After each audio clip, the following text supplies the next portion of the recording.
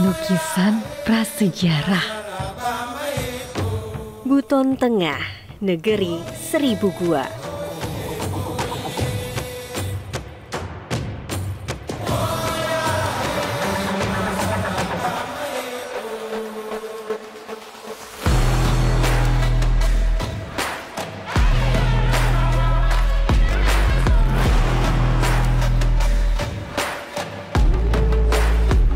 Danau ubur-ubur di balik megahnya batuan kars nan rindang.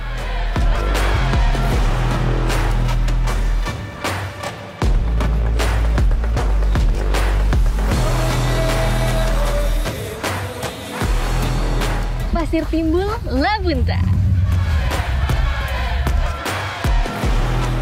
Bersama Minanti Rohanta.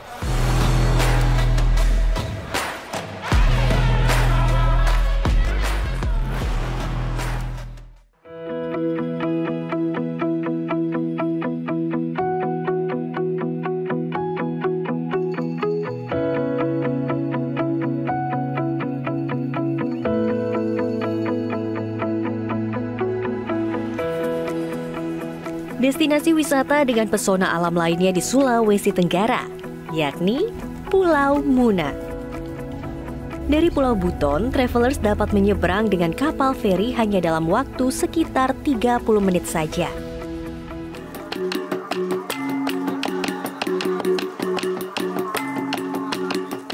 Seni dan budaya yang dimiliki Pulau Muna ialah silat, atau yang biasa disebut dengan Ewa Wuna.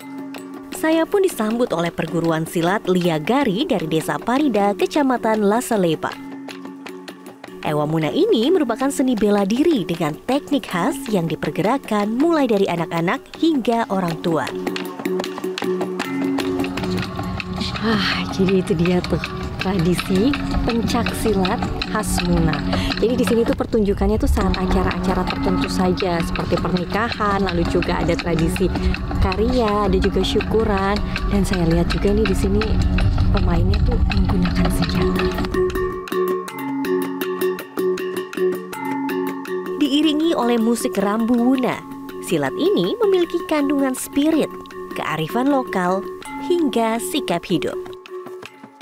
Dalam berlatih, anak-anak membutuhkan waktu berbulan-bulan sampai mahir menguasai pergerakan silat.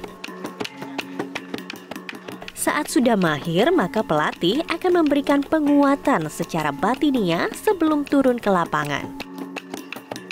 Ewa Wuna ini kerap tampil dalam acara resmi ataupun proses adat.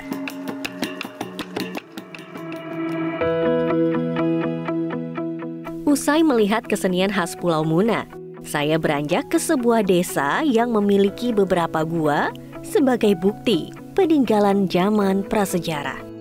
Desa Liang Kobori ini memiliki banyak gua dan juga ceruk. Saya akan ketemu sama sekdesnya untuk melihat ada apa di dalam gua tersebut. Dengan Pak Sekdes ya? Ya, dengan Pak Sekdes. Ya. Ini nama guanya apa yang ini, Pak? Ini gua Metanduno. Metanduno. Oke. Ya. Mau lihat-lihat ya, Bu, di dalam ya. Ayo, mari. Oke, siap.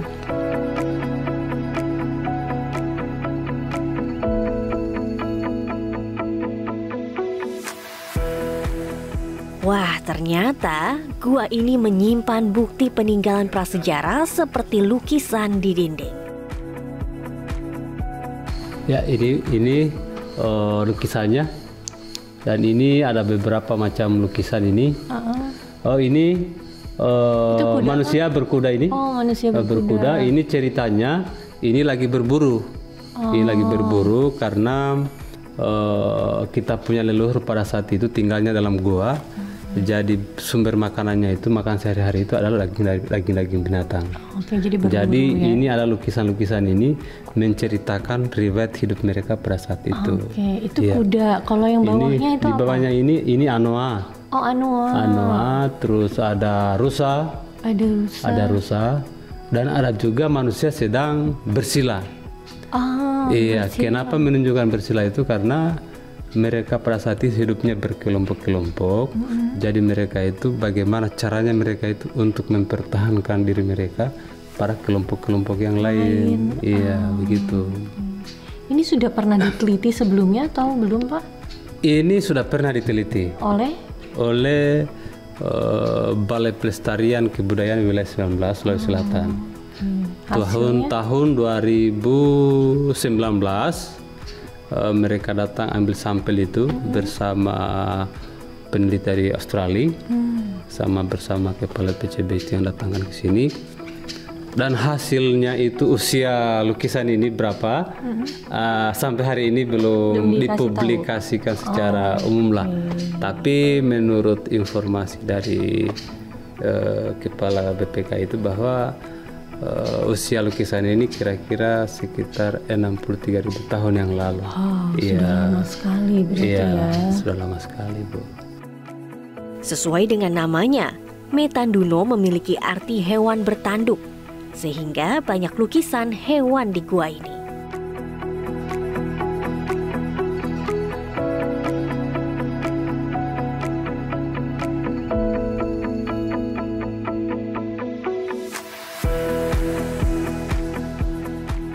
Selanjutnya saya pun diajak Pak Sekdes untuk melihat liang Kobori yang masih berada dalam satu kawasan.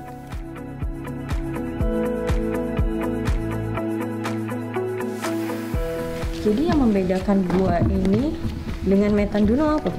Ya, salah satunya adalah ini terowongan ini masuk ke dalam ini, dan ini tembus ke sebelah sana. Jadi lewat di sini, jadi dalam ini ada ruang luas lagi dalam ini. Jadi setiap pengunjung bisa juga kita arahkan ke sini supaya melihat tentang keadaan dalam gua ini. Iya. Dan ini memang menurut keyakinan leluhur nenek moyang kita, dan ini sebagai tempat kerajaan mereka pada saat itu. Kerajaan Purbakala. Iya, kerajaan Purbakala. Dan di dalam sana ada ruang khusus itu. Di situ ada ruang khusus sangat dan luas juga. Dan di situ kebanyakan masyarakat juga itu tempat ritual-ritual mereka pada saat itu, meminta keberkahan, keselamatan. Masuk ke area dalam gua, kami harus melewati jalur yang sempit terlebih dahulu.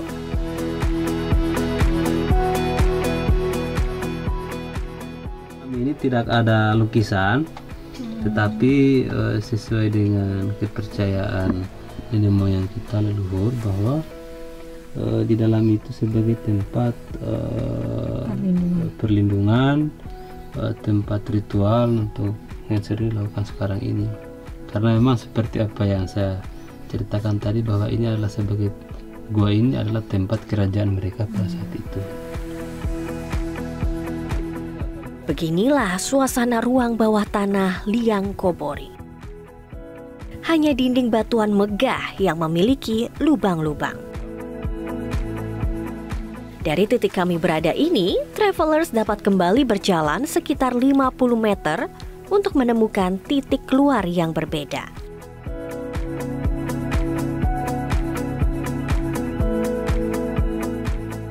Kembali ke area luar gua, masih terdapat banyak lukisan purbakala loh travelers.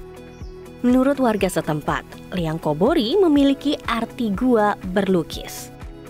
Wah, di sini lukisannya lebih kecil-kecil ya Pak ya? Iya, lebih kecil-kecil lukisannya ini perahu.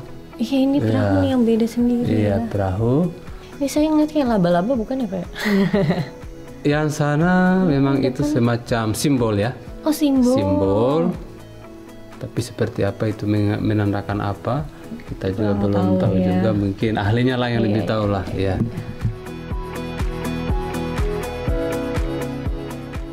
Untuk membuat lukisan tersebut, manusia prasejarah menggunakan racikan seperti tanah liat, darah hewan, lemak hewan, serta getah pohon.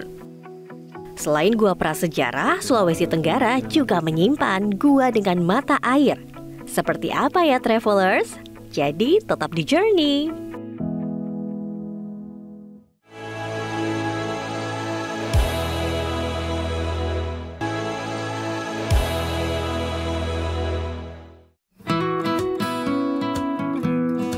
Julukan Negeri Seribu Gua jatuh kepada Buton Tengah, Sulawesi Tenggara. ragam gua memiliki keunikan dan karakternya. Seperti Gua Ko di Desa Lantongau. Gua vertikal ini memiliki kolam di tengahnya dengan keindahan air yang begitu jernih. Saya pun ditemani anak-anak setempat untuk turun ke bawah. Ketinggian gua ini sekitar 30 meter dengan pintu masuk yang terbuka. Selama turun ke gua, sekitaran kami ialah tumbuhan merambat. Medannya pun cukup curam, sehingga travelers harus berhati-hati jika ke lokasi ini. Tak lama kami pun sampai di tepi mata air. Waktu yang tepat ke lokasi ini yaitu sekitar pukul 10 hingga 12 siang saat matahari menyinari area gua ini, sehingga mata air terlihat seperti cermin. Namun karena masih pagi, saya melihat mata air dengan corak yang lebih gelap. Wah, gua aku ini bagus banget. Airnya juga jernih. Jadi luas gua ini sekitar 200 meter. Untuk mata airnya itu sekitar 80 meter dengan kedalaman 8 meter. Tapi setiap wisatawan yang kesini tidak diperbolehkan untuk berenang karena di sini ada mesin, jadi airnya diambil untuk sumber air bagi warga-warga sekitar sini. Gradasi warna air nan cantik membuat gua ini berkarakter. Melihat ke arah langit-langit, gua ini dipenuhi dengan stalaktit. Tetesan air pun masih mengalir, jatuh ke atas permukaan kolam.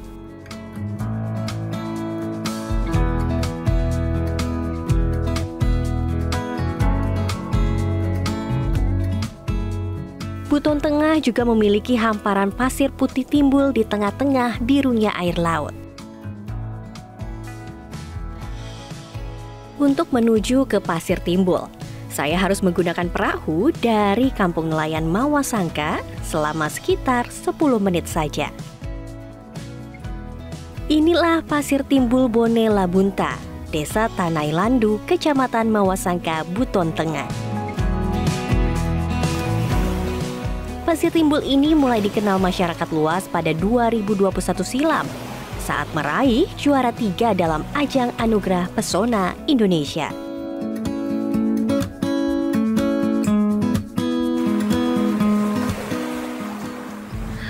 Di Indonesia tuh banyak sekali pasir timbul. Salah satunya di Sulawesi Tenggara, lebih tepatnya di Pulau Muna. Di sini pasir timbulnya itu memiliki panjang sekitar 100 meter. Waktu terbaik untuk kesini pagi sampai siang hari karena airnya masih surut. Seperti, nah belakang saya saat ini sudah agak pasang sedikit.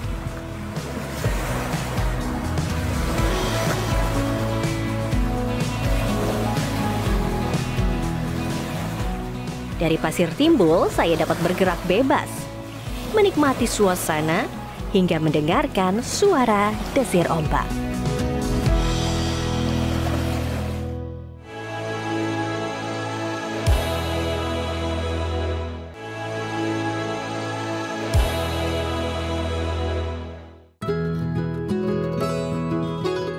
Pulau Muna memiliki beberapa danau dengan keeksotisannya masing-masing. Dimulai dari Danau Napabale. Karena bersebelahan dengan laut, danau ini merupakan danau air asin loh, travelers. Dengan menggunakan perahu, saya pun akan mengitari Danau Napabale dan melanjutkan perjalanan ke Danau Lohia.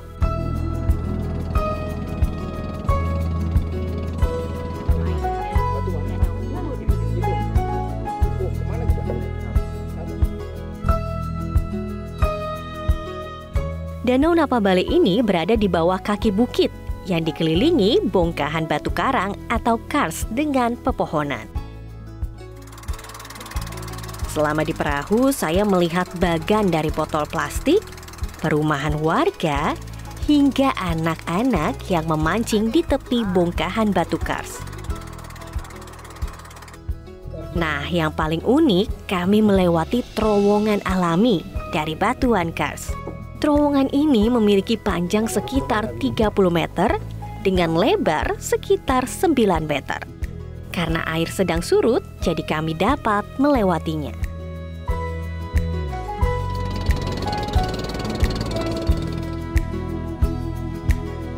Nah, jadi ini titik turun kita untuk menuju ke Danau Ubur-Ubur. Kita harus trekking dulu, menembus hutan supaya bisa menemukan danau tersebut. Dan kita mau naik lewat sini ya.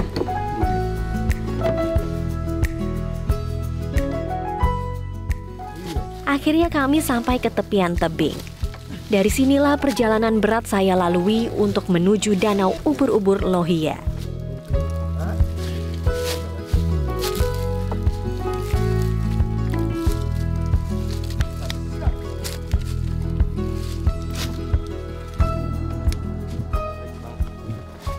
Wow, ternyata jalannya sulit karena harus melewati kars tajam. Jadi kalau misalnya mau ke sini harus prepare, pakai sepatu yang benar. Untuk menuju lokasi danau tersebut, kami pun dipandu oleh nelayan yang membawa perahu agar tidak tersasar. Pertama-tama, saya harus memanjat tebing. Dilanjutkan, trekking selama 1 jam di dalam hutan yang rimbun. Medannya pun cukup curam dan licin. Penggunaan alas kaki yang tepat sangatlah diwajibkan. Travelers harus berhati-hati karena permukaan didominasi oleh batuan kars yang tajam.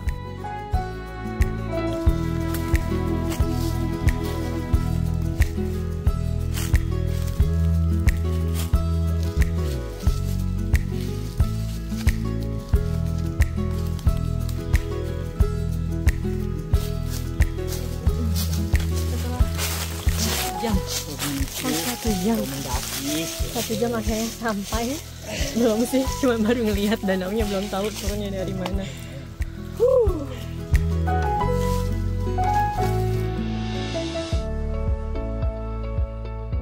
Sesampainya di Danau Lohia, saya pun masih harus melipir di pinggiran tebing untuk turun ke danau. Turunnya aja butuh perjuangan karena benar-benar curam turun. Baru kita bisa berenang di sini, tapi terlihat tuh ubur-uburnya ada di tengah. Jadi harus berenang dulu ke tengah.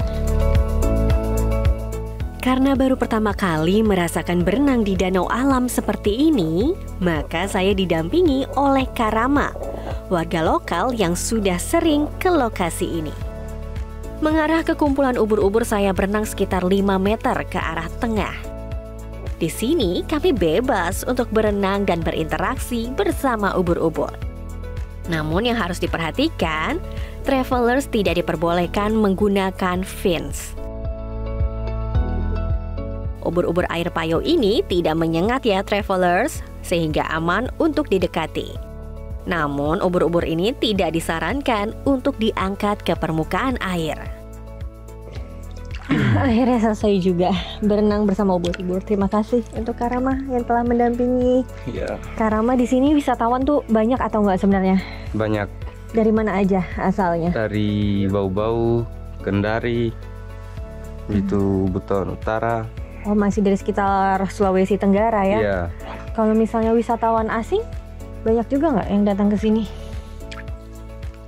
Ya, tidak terlalu banyak. Tidak terlalu banyak, tapi Ya. ada juga ya di Ya, sini. ada. Kalau untuk spot ubur-ubur sebenarnya di sini aja atau masih banyak titik kalau daerah sini? Masih banyak. Masih banyak, ada berapa kira-kira titik spot berenang bersama ubur-ubur? Ada 4. Wah, ada 4 titik. Jauh-jauh kah jaraknya? Ya, nggak terlalu. Tidak terlalu. Iya. Oh.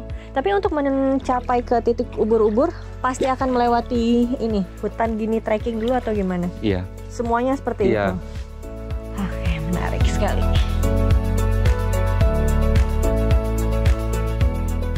Danau ubur-ubur Lohia ini asri dan menawan.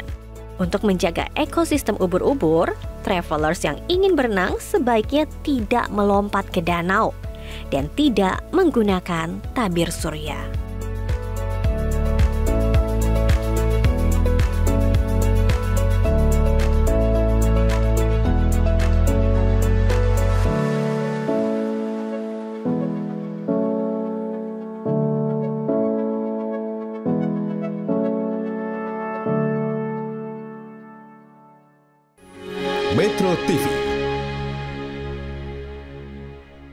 Jelajahi cara baru mendapatkan informasi. Download Metro TV Extend sekarang.